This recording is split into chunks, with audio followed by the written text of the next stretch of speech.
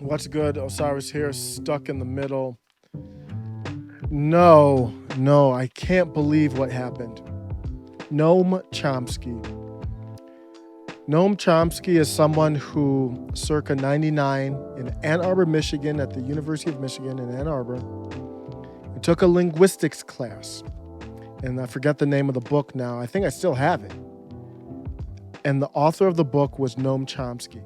I just had to take an elective or whatever, and it just happened to be linguistics. I think I heard it was easy or something like that, and I loved that class.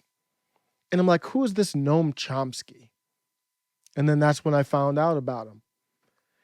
After that, I read everything I could about Noam Chomsky. I think it was Napster still at that time. I downloaded anything that had his name on it. Interviews, speeches, lectures, and I would go to sleep listening to Noam Chomsky in the early 2000s, late 90s. He's an activist. If you're not from, people call him an activist, whatever that means.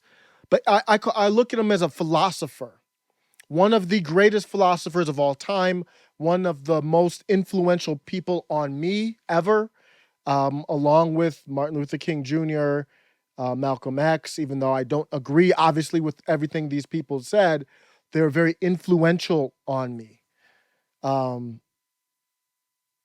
There's a lot of others, but for Noam Chomsky, if you don't know, he has fallen over the last couple of years. He endorsed Biden, and he's getting older.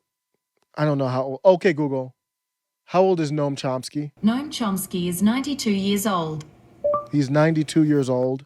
Noam Chomsky says, the right response to the unvaccinated is to insist that they be isolated from society.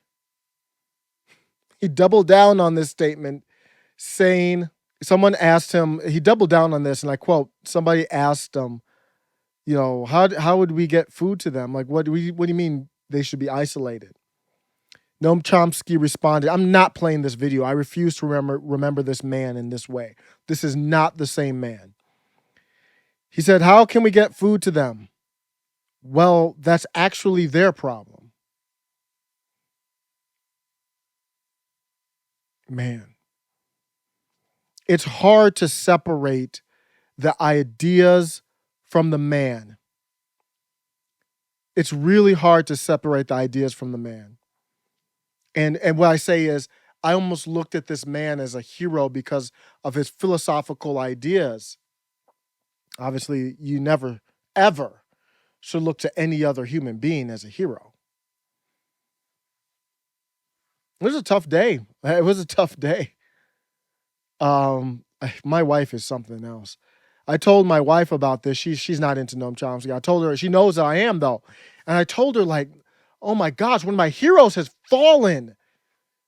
And I told her Noam Chomsky said this about the unvaccinated. And I know while this is all happening, it's an emotional day. Tesla's going to the moon, and it's still not too late, by the way. But it's just an emotional day. And I know it's like he said all this stuff, and it's like you could almost say that Noam Chomsky is like those figures out of Germany in the 1940s. And my wife is just like, well, I guess you know where he stands. You want any spaghetti? No, she literally said that. Like right after that, she's like, hey, do you want, I'm making lunch. Do you want spaghetti? You want some spaghetti? Jesus Christ. Noam Chomsky. I'm going to remember him, though, for the good moments.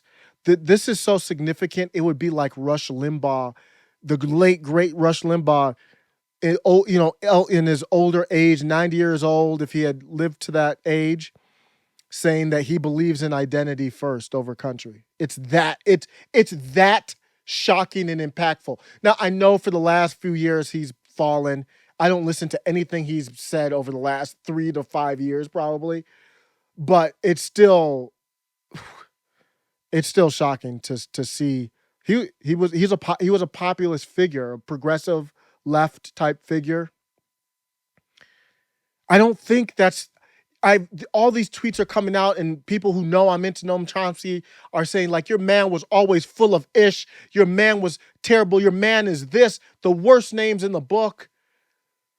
And I'm like, no, he wasn't. That's not what he was. He might be now. And my wife always has insightful things to say. She said, you know what? When you get older, number one, he could be scared, rightfully so. He's in a higher risk category for the situation going on, for this government overreach. And how are you going to knock a man for being scared? I'm not going to knock him for that. And then also, my wife was like, when you get older, you just don't care anymore. He just doesn't care. I'm going to end with some quotes of the late, no, I was going to say the late great. He's alive. His ideas are dead, but he's alive, and I'm not going to treat him like he's dead. His philosophy, his ideas are still alive and will always be alive.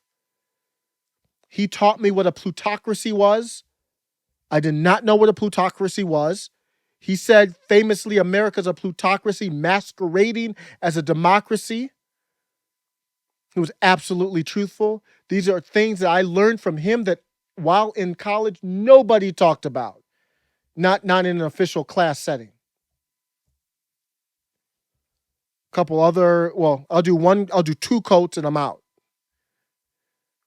I want to remember the man like this. I'm quoting Noam Chomsky. I think it only makes sense to seek out and identify structures of authority, hierarchy, and domination in every aspect of life and to challenge them. Unless a justification for them can be given, they are illegitimate and should be dismantled to increase the scope of human freedom. Bars. This dude would do, he would do speeches where like literally every piece of his speech was that deep and way more detailed. I would have to listen to it over and over again because probably a quarter of it I didn't even comprehend the first time. But he laid the blueprint for me right now.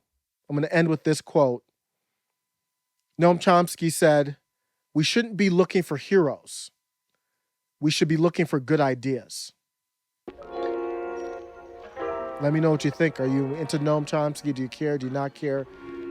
Are you kind of hurt like I am? I can't lie. My wife is like, are you emotional about this? I was like, yeah, I'm kind of in my feelings about this. Take care.